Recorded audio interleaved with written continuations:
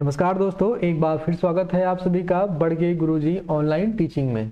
जैसा कि आप सभी को पता है, हमने एनसीईआरटी का जो एक क्रम शुरू किया हुआ है जिसमें हमने आपको पहला चैप्टर पढ़ाया था और पहले अध्याय का जो प्रश्न था वो हमने आपको एज अ होमवर्क दिया था। ठीक है, आपको उस होमवर्क को कंप्लीट करना था। तो हमने उन प्रश्नों के उत्तर अपने तरीके से लिखे हैं, तो आप भी अपने प्रश्नों के उत्तर यहाँ पर मिलान कर सकते हैं कि उससे थोड़ा बहुत मिलते जुलते हैं या नहीं। देखिए, ये चाहे आप किसी प्रतियोगी परीक्षा की तैयारी कर रहे हो या अपने एकेडमिक्स की या अपने स्कूली विषयों की तैयारी कर रहे हो, प्रश्नों का उत्तर लिखना आपको बहुत ही ज़्यादा मजबूत करता है उन ऐसे पेपरों में जहाँ पर रिटन में एग्जाम्स होते हैं। ठीक है, तो ये ध्यान रखिएगा। देखिए, यहाँ पर सारे क्वेश्चंस मैंने ऐसे अभी यहाँ पर हाईलाइट करके लिख दिए हैं, बट ये सारे क्वेश्चंस जो हैं हम पढ़ेंगे किसमें, अभी चल के एक एक करके हम सारे क्वेश्चनों के आंसर ढूंढेंगे। ठीक है, तो चलिए पहले क्वेश्चन की तरफ में चलते हैं। तो पहला था आओ याद करें करके। ठीक है, पहला क्या था, आओ याद करें। याद करने के विषय से देखिए, मैंने यहाँ पर आपको मैप भी लगा दिया है इंडिया का, और यहाँ पर इन्होंने कहा है शुमेल करिए। क्या करिए, शुमेल, यानी आपको मिलाना है। तो पहला ही कह रहे हैं नर्मदा घाटी। तो नर्मदा घाटी कहाँ पर है, देखिए ये रहा नर्मदा नदी। ठीक है, घाटी मतलब नदी का जो नीचे का स्तर होता है उसी को घाटी कहा जाता है। नदी के बगल जो देखते नहीं कि आप गहरी हो जाती है ना नदियाँ, जहाँ से नदी निकलती है वहाँ क्या करती है, आसपास के एरिया से क्या होती है, गहरी होती है, तो उसको घाटी भी कह सकते हैं। नर्मदा घाटी जो है, नर्मदा घाटी के बारे में कौन सा सही हो सकता है। पहला बड़ा राज्य, देखिए आज तो आएगा नहीं क्योंकि घाटी है। आखेट तथा संग्रहण।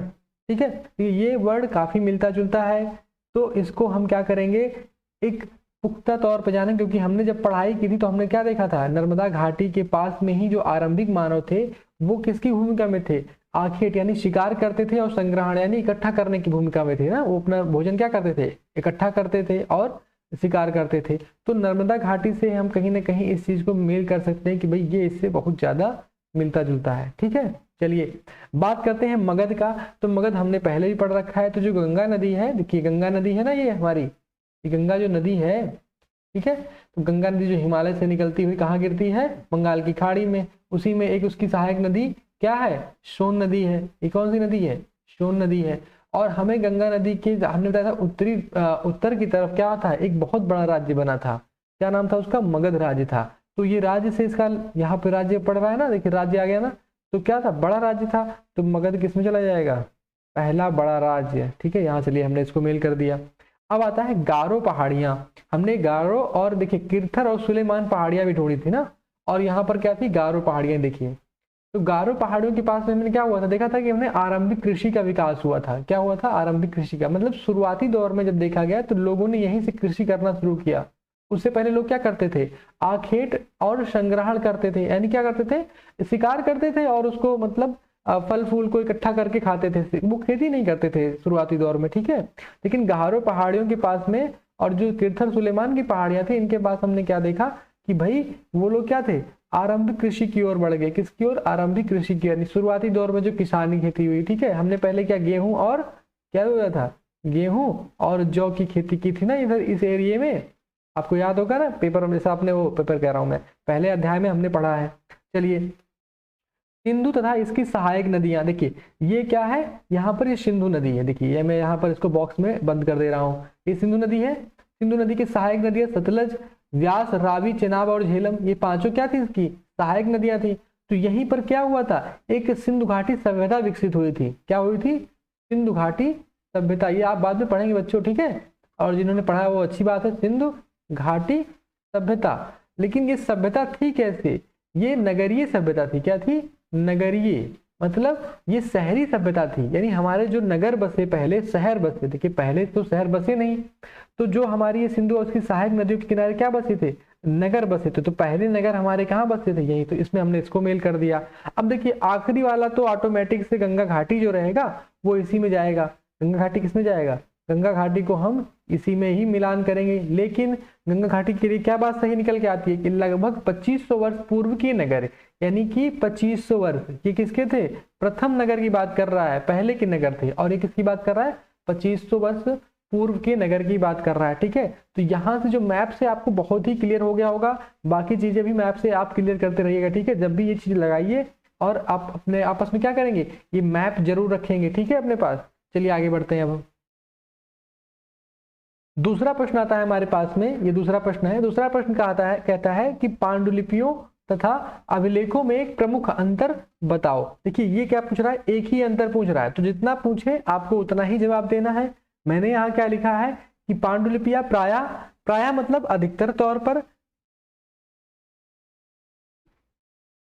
ताड़पत्रों अथवा हिमालय क्षेत्र में उगने वाले भुर्ज नामक पेड़ की छाल से विशेष तौर से तैयार भोजपत्र पर लिखी मिलती है। यानी हमने क्या बताया कि या तो ताड़पत्रों पे मिलेगी, किस पे मिलेगी, ताड़पत्रों पे मिलेगी, या फिर किस पे मिलेगी, भोजपत्र पे। क्या मिलती थी हमारी, पांडुलिपियां, ठीक है। ये पांडुलिपियां जो मैंने यहाँ पर एक गोला बना दे रहा हूँ, ठीक है।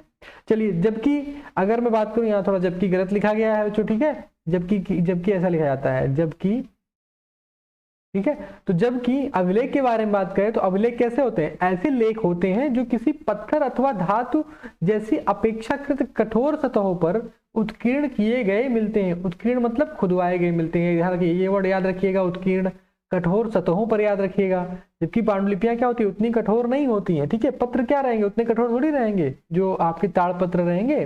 पत्र का मतलब जैसे पत्ती, अब पेड़ की पत्तियां नहीं होती हैं उस तरीके से। और ये क्या थे, भुर्ज नामक पेड़ की छाल से बनता था, तो भोजपत्र हो गया, ठीक है। उत्कीर्ण मतलब खुदवाए जाते थे, या किसी कठोर, यहाँ पर ये भी ध्यान रखिएगा, कठोर सतहों पर, ठीक है। कठोरे लिखा हुआ यहाँ पर, ये गलत है, ठीक है। चलिए यहाँ पर क्या हुआ, कठोर सतहों पर उत्कीर्ण किए गए मिलते हैं, तो ये चीज आप याद रखिएगा, ठीक है। देखिए मैंने यहाँ पर अभिलेख और एक पांडुलिपि का एक फोटो भी यहाँ पर अटैच कर दी है। ये देखिए अभिलेख किस पे, ये पत्थर पे बना हुआ है ना, पत्थर को खोद करके बनाया गया है। यहाँ पे देखिए कैसे लिखा गया है, यहाँ पे लिखा गया है ना।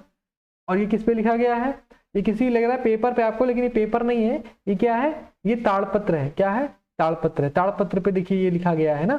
तो इस तरीके से आपको अंतर समझ में आ गया होगा। चलिए हमने क्या बताया, एक अंतर बताया, लेकिन इसके अंतर और भी सारे होते हैं। अगला प्रश्न पूछ रहा है, प्रश्न नंबर 3 पूछ रहा है कि रसीदा के प्रश्न को फिर से पढ़ो, इसके क्या क्या उत्तर हो सकते हैं। अच्छा क्या क्या उत्तर हो सकते हैं, रसीदा का प्रश्न क्या था कि 100 साल पहले, रसीदा क्या पूछती थी कि भाई इसने पूछा 100 साल पहले, ठीक है, पहले। उसके दिमाग में यही तो आया था कि 100 साल पहले कोई कैसे जान सकता है कि यह हुआ होगा। तो 100 साल पहले जानने के लिए हमें क्या करना पड़ेगा कि भाई हमें अतीत के विषय में पांडुलिपियों व अभिलेखों का अध्ययन करके जानकारी प्राप्त की जा सकती है। इसकी जानकारी पांडुलिपियों से और अभिलेखों से हम क्या कर सकते हैं। अब 100 क्या, अगर 200 साल की बात करें तब भी हम उसकी जानकारी प्राप्त कर सकते हैं। इसके अलावा ईंट पत्थरों से बनी इमारतों के अवशेषों, मूर्तियों, औजारों, हथियारों, बर्तनों तथा सिक्कों आदि द्वारा भी जानकारियां मिलती हैं। देखिए हमने क्या बताया कि औजार से, हथियारों से, बर्तनों से, देखा नहीं हमने आपको कुछ बर्तन मिले थे तो हमें पता चल गया कि वो लोग किसमें खाना पीना बनाते रहे होंगे या कुछ अपना इसका काम करते होंगे। एक मिट्टी का बर्तन मिला था ना हमें, और सिक्के भी मिले थे। हमें जब पढ़ रहे थे पहला चैप्टर तो हमें क्या सिक्के भी कुछ मिले थे, ठीक है, ऐसे सिक्के मिले थे ना हमें ऐसे। तो और मूर्तियां कुछ हमें मिली हैं, कुछ इमारतों के अवशेष मिले हैं, ठीक है। तो ये सब जो हमें मिले हैं इससे हम क्या जान सकते हैं, इससे हमें ये पता चल सकता है कि 100 साल पहले लोग कैसे रहते थे, क्या खाते थे, ठीक है, और उनका जीवन कैसा था। तो रसीदा के प्रश्न का उत्तर कहीं ना कहीं इससे मिल जाता है कि भाई पांडुलिपियां मिल गई, अभिलेख मिल गए, और जो अवशेष मिले हैं हमें, इनसे हमें क्या कर सकते हैं, रसीदा के प्रश्नों का जवाब हमें दे सकते हैं, ठीक है। चलिए आगे बढ़ते हैं। 4 नंबर में इसमें पूछ रहा है कि पुरातत्वविदों द्वारा पाई जाने वाली सभी वस्तुओं की एक सूची बनाओ, इनमें से कौन सी वस्तुएं पत्थर की बनी हो सकती हैं, ठीक है। तो पुरातत्वविदों द्वारा पुरातत्वविद कौन होते हैं ये भी मैंने आपको बताया हुआ है, ठीक है। जो अवशेषों, जो मतलब इतिहास में जो चीजें मिली हुई हैं उनका जो अध्ययन करते हैं उनको पुरातत्वविद कहा जाता है, ठीक है।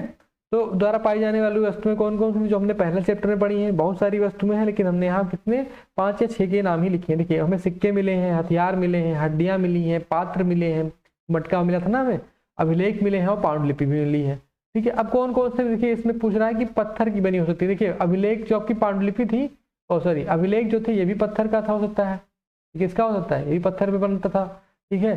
पात्र भी पत्थर का हो सकता है, हड्डियां तो पत्थर की नहीं हो सकती ना, ये तो हो नहीं सकती। सिक्के भी आपके हो सकता था, किसी चीज के बने हो सकते थे, लेकिन हम चलिए सिक्के भी छोड़ देते हैं। यहाँ क्या हथियार ले लेते हैं, हथियार तो बने होते हैं ना पत्थर के, तो ये भी पत्थर के होते थे। चलिए तो हम इसमें से 2 चीजें बता सकते हैं कंफर्म तौर पे कि भाई हथियार और अभिलेख, ये जो दोनों क्या थे, ये पत्थर के बने हुए थे, ठीक है। चलिए आगे बढ़ते हैं। इसमें पूछा जा रहा है कि साधारण स्त्री और पुरुष अपने कार्यों का विवरण क्यों नहीं रखते थे, इसके बारे में तुम क्या सोचती हो। नसीहत से ये प्रश्न पूछा जा रहा है कि साधारण जो लोग थे, जैसे वहां पर क्या थे, जो राजा लोग थे वो क्या करते थे, राजा लोग अपने अभिलेख लिखवाते थे ना, ठीक है। जैसा कि हमने भी बताया आपको कि अशोक जो सम्राट था, राजा था, उसने भी कई सारे अपने अभिलेख लिखवाए हैं। तो राजा लोग क्या करते थे, अपने अभिलेख लिखवाते थे। और रोसेटा जो पत्थर था उसमें भी आपने देखा होगा राजा रानी का नाम था। तो लेकिन अब ऐसा क्या होता था कि जो साधारण स्त्री पुरुष थे वो क्यों नहीं लिखवाते थे, या उनको ऐसा क्या था कि उनके बारे में हमें क्यों जानकारी नहीं मिलती अभिलेखों में इतनी ज्यादा। तो उसके हम क्या कारण खोज सकते हैं। देखिए, साधारण स्त्री पुरुष अपने कार्यों का विवरण नहीं रखते थे, इसके निम्नलिखित कारण हो सकते थे। निम्नलिखित मतलब नीचे लिखे गए कुछ कारण हमने बताए हैं। संभवतः यह हो सकता है कि साधारण स्त्री पुरुष शिक्षित ना होते हों। वही हो सकता है कि उनको शिक्षा का उतना ज्ञान ना हो, तो कैसे लिखते हैं, कैसे पढ़ते हैं। जैसे आपने भी देखा होगा गाँव में भी आजकल जो पुराने लोग थे वो शिक्षा के बारे में इतना नहीं जानते थे, लिखना पढ़ना नहीं जानते थे और अंगूठा ही लगाते थे, ठीक है। हालांकि अब तो पढ़े लिखे लोग भी अंगूठा लगाने लगे हैं, लेकिन इसका मतलब ये नहीं कि वो अशिक्षित है, फिर भी शिक्षा का उतना अभाव रहता था, ठीक है। अब चलिए हम आगे बढ़ते हैं। ये भी हो सकता है कि साधारण स्त्री पुरुष अपने कार्यों से समय न मिलता हो। देखिए, वो क्या हो जाते, वो दिन भर अपने कार्यों में लगे ही रहते थे और उनको समय नहीं मिलता रहा हो कि भाई अब कौन जाए अभिलेख खुदवाने या कौन पांडुलिपि लिखने जाए, ठीक है। और ना ही अपने कार्यों को इतना विशेष समझते हो जिसका विवरण या लेखा जोखा रखा जाए। देखिए, अब आपको क्या कहेगा कोई, चलो यार अपने नाम छपवा दो, उसमें एक अभिलेख बनवाओ, अभिलेख में अपना लिखवा दो, दिन भर तुम क्या करते हो। तुम क्या कहोगे, यार ये छोटी सी चीज के लिए मैं चलूँ अभिलेख पत्थर इकट्ठा करूँ और उस पर अपना लिखूँ, ये सब ये तो बहुत नॉर्मल सा काम है, इसमें मैंने कौन सा बहुत बड़ी महारत हासिल कर ली है, तो मैं इसको नहीं लिखवाऊंगा, ठीक है। तो इसलिए लोग क्या हो सकता है नहीं लिखवाते रहे होंगे, अपना काम वगैरह छोड़ देते हो, ठीक है। और हमने आखिरी में ये भी लिखा है कि ये भी हो सकता है कि सामान्य लोग गरीब होते हों, ठीक है, गरीब होते रहे होंगे और अभिलेख उत्कीर्ण करवाने का खर्च न वहन कर पाते हों। देखिए, जैसे अभिलेख जब बनाएंगे तो आपको क्या चाहिए, एक पत्थर चाहिए, ठीक है, एक पत्थर चाहिए, एक आदमी चाहिए जो उसको बनाएगा। अगर आप ही बनाएंगे तो उसमें क्या लगता था कि भाई पूरा लिखने में खोद खोद के उसको बहुत टाइम लग, पता लगे एक लाइन लिखने में क्या हो गई, सुबह से शाम हो गई। तो वहां पर क्या होगा कि आपको क्या लगेगा कि एक तो पत्थर लेके आना है, ठीक है, उसके बाद उसको खुदवाना है, तो एक तो खर्चीला भी होता रहा होगा कि भाई पैसे लगते होंगे उसमें पत्थर खरीदने में या उसको खुदवाने में। तो लोग कहते होंगे यार अपना काम हम करें, हम क्यों इसमें इसके चक्कर में पड़े। तो इसलिए क्या होते हैं, गरीब होते होंगे, जिससे अभिलेख उत्कीर्ण करवाने का खर्च वहन न कर पाते रहे होंगे, ठीक है। चलिए आगे बढ़ते हैं अगले क्वेश्चन की तरफ। क्वेश्चन नंबर 6 पूछ रहा है कि कम से कम ऐसी 2 बातों का उल्लेख करो जिनमें तुम्हारे अनुसार राजाओं और किसानों के जीवन में भिन्नता का पता चलता है। तो हम राजाओं और जो राजा थे वहां के राजाओं, ठीक है, और किसके, किसानों के जीवन के बारे में बात कर रहे हैं कि भाई किसानों का जीवन कैसा था और वहां के राजाओं का जीवन कैसा था। तो जैसा कि हमें पता चला कि राजाओं का जीवन जो था वो वैभव और ऐश्वर्यपूर्ण होता था। वैभव ऐश्वर्यपूर्ण का मतलब क्या होता है कि भाई उनके पास किसी चीज की कमी नहीं होती थी, उनका महल होता था, ठीक है, उनके राजा मंत्री होते थे, ठीक है, वो उनका शासन चलता था वहां पर, तो वैभवपूर्ण तो होगा ही। जबकि किसानों का जीवन क्या था, संघर्ष से भरा होता था, क्योंकि राजा खाद्य आपूर्ति के लिए किसानों पर ही निर्भर थे। भाई जो राजा थे या जो प्रजा वहां की रही होगी वो खाद्य आपूर्ति मतलब खाने पीने के लिए किस पे आप रहेंगे, खाद्य आपूर्ति के लिए किस पर, किसानों पर निर्भर रहेंगे। और किसान क्या करता है, खेती करता है, वो जाएगा खेतों में, बीज बोएगा, ठीक है, पानी देगा, उसके बाद फसल पैदा करता है। तो ऐसा नहीं था कि फ्री में दे देगा अपना फसल, लेकिन कुछ पैसे तो किसान को देने पड़ेंगे, और किसान देगा कुछ पैसे लेगा और उसके बदले में क्या करता था, राशन देगा। लेकिन क्या था, कहीं ना कहीं खाने के लिए हम किस पर निर्भर हैं, आज भी किसानों पर ही निर्भर है। तो इसलिए क्या था, राजाओं का जीवन कहीं ना कहीं अलग था। अब दूसरी हमने जो दो पूछ रहा है ना, यहाँ पर 2 बातें पूछ रहा है, तो हमने पहली बात तो ये बता दी। दूसरी बात हम बता रहे हैं कि भाई राजा अपनी विजय और शासनादेश का क्या करते थे, लेखा जोखा रखते थे। लेखा जोखा मतलब लिख के रखते थे पांडुलिपि पे या अभिलेखों पर, उनका लेखा जोखा मिल जाता है। लेकिन ऐसे किसी, जबकि किसान का क्या था, अपने कार्यों का लेखा जोखा नहीं रखते थे या नहीं मिलता, कोई हमें विवरण नहीं मिलता कि किसान कैसे खेती करते थे, या मान लीजिए खेती में क्या क्या उन्होंने उगाया था, वो तो हम जो अवशेष मिले हैं उससे जान सकते हैं। तो इस तरीके से क्या कर सकते हैं कि हम बता सकते हैं कि भाई किसान जो थे वो क्या थे वहां के, उनका जीवन और राजा का जीवन जो था वो क्या था, दोनों का जीवन जो था अलग अलग था, ठीक है। ये जीवन, इनके राजा का जीवन बड़ा मतलब माना जाता था कि भाई बड़े लोग हैं, और किसानों को संघर्ष भरा जीवन था। ऐसा हो सकता है कि कुछ बड़े किसान भी रहे हों, लेकिन किसानों का जीवन कहीं ना कहीं क्या था, मेहनत कश वाला था, संघर्ष भरा था, ठीक है। चलिए आगे बढ़ते हैं। ये कह रहे हैं पृष्ठ 1 पर शिल्पकार शब्द का पता लगाओ। आज प्रचलित कम से कम 5 भिन्न भिन्न शिल्पों की सूची बनाओ। क्या ये शिल्पकार स्त्री पुरुष या स्त्री पुरुष दोनों होते थे? ठीक है, चलिए क्वेश्चन पूछ रहा है कि भाई एक पर शिल्पकार, शिल्पकार मैंने आपको शिल्प का मतलब मैंने आपको पत्थर के तौर पर बताया था, इसलिए बताया था क्योंकि अधिकतर आप जब शिल्प देखते हैं, शिल्प का मतलब होता है कला। क्या होती है? कला।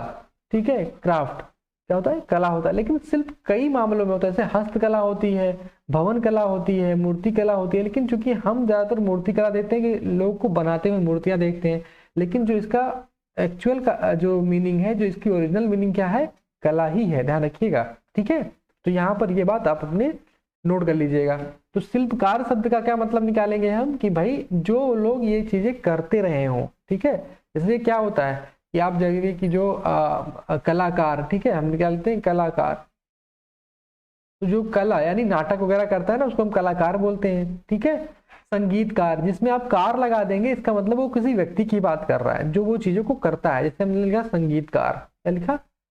संगीतकार, यानी जो गाने वाने गाता होगा उसको हम संगीतकार ने हमने कह दिया। ठीक है, तो इसी तरीके से हम बात कर रहे हैं किसकी? शिल्पकार की। तो शिल्पकार कैसे कैसे हो सकते हैं? हस्तशिल्प, यदि जो आप हैंडक्राफ्ट देखते हैं ना, हाथों से बनाई कला होती है, तो हमने यहाँ आप किसकी कम से कम 5 जो प्रचलित है उनके नाम लिख रहे हैं। भवन शिल्प जो आपके घर पर बनाते होंगे, मूर्ति शिल्प जो मूर्तियां बनाते होंगे, काष्ठ शिल्प जो लकड़ी की जगह आप यहाँ तखत वगैरह बनाते होंगे, बेड वगैरह बनाते होंगे, अलमारी बनाते होंगे लकड़ियों की, तो उनको हम क्या बोल देते हैं? काष्ठ शिल्प से बोल देते हैं।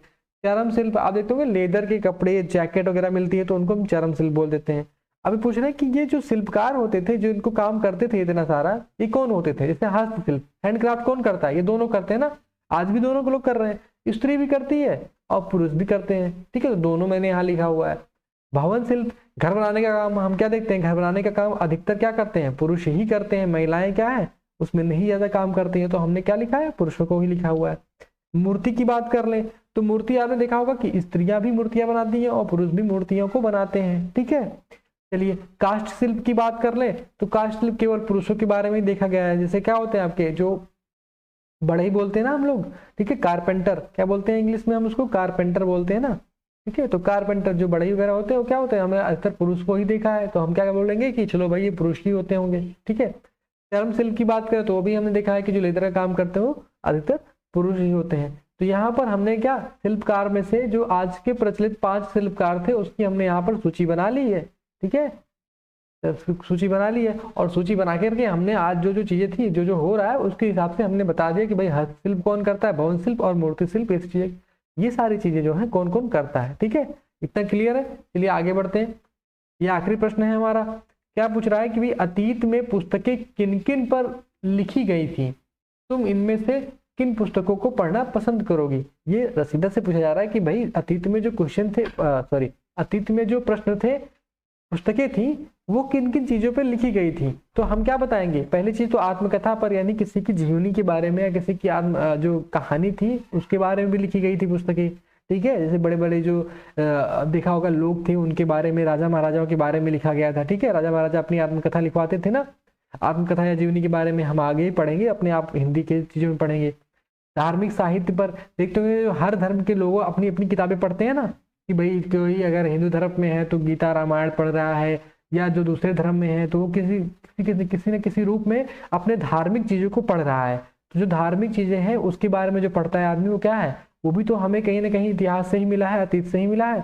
ठीक है, हिंदू संगीत और कला पर जो भी आप संगीत देखते हैं, सारे गामा पा, ये सारे जो संगीत देखते हैं ये भी कहीं ना कहीं में किससे मिले हैं? वेदों से मिला है। ठीक है, ये ध्यान रखिएगा, हमें ये सामवेद से मिला है, सामवेद से मिला हुआ है। ठीक है, तो इस तरीके से हम अतीत में इन चीजों के बारे में भी जानते हैं। आप नहीं जानते तो कोई बात नहीं, आगे हम पढ़ेंगे। ठीक है, सामाजिक जीवन पर भी कुछ किताबें बनी हुई है। जैसे हम देखते हैं कि उस समय के लोग कैसे रहते थे, क्या खाते थे, क्या पीते थे, उनके समय पर जो मतलब क्रियाकलाप कैसे होते थे, यानी उस समय के बच्चे कैसा खेल खेलते थे ना, जो उसके बारे में पूछा गया है। यानी पशुपालन कैसा था, कर व्यवस्था कैसी थी, वहां पर राजा का शासन कैसा था।